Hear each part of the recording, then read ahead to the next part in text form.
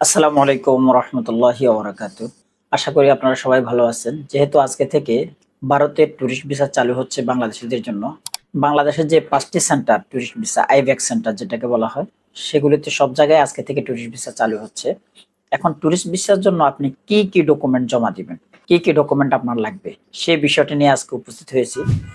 যদি আপনি আমাদের চ্যানেলে নতুন হয়ে থাকুন তাহলে অবশ্যই সাবস্ক্রাইব করে রাখবেন পরবর্তী আপডেট পেতে। প্রথম হচ্ছে আপনার যে জিনিসটা লাগবে সেটা হচ্ছে আবেদনপত্র। ২ নাম্বার হচ্ছে আপনার জাতীয় পরিচয়পত্র বা জন্ম নিবন্ধন। ৩ নাম্বার হচ্ছে ডলার এন্ডোর্সমেন্ট কপি অথবা আপনার ডলার দেখানো সেটা।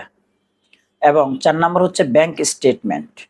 ব্যাংক স্টেটমেন্টে পূর্বের ভিডিওতেই বলেছিলাম মিনিমাম ২ লাখ টাকা কিংবা ১,৫০,০০০ টাকা একটা ভালো ফিগার দেখাইতে হবে, যাতে করে বোঝে যে আসলে সে টুরিস্টে যাচ্ছে।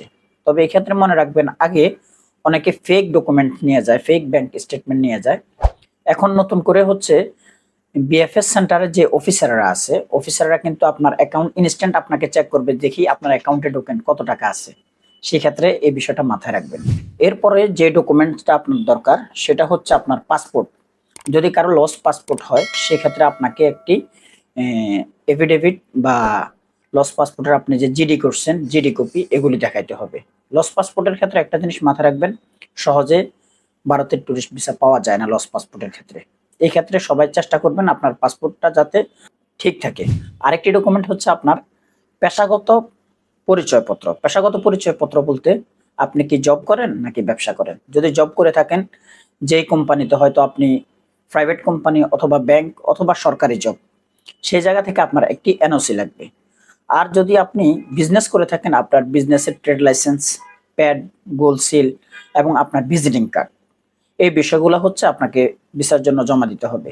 সবচেয়ে গুরুত্বপূর্ণ আপডেট কি জানেন?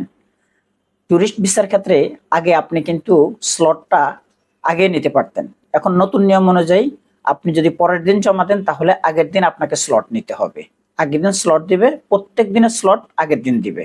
এই হচ্ছে নতুন আপডেট। ইনশাল্লাহ সামনে যদি আবার কোনো আপডেট নিয়ে আসে আইব্যাক বা ইন্ডিয়া এম্বাসি থেকে, তাহলে আপনাদের সামনে উপস্থিত হব। যদি আপনাদের কারো সহযোগিতা প্রয়োজন হয় ইন্ডিয়া ভিসা করার ক্ষেত্রে, তাহলে আপনারা আমাদের সহযোগিতা নিতে পারেন।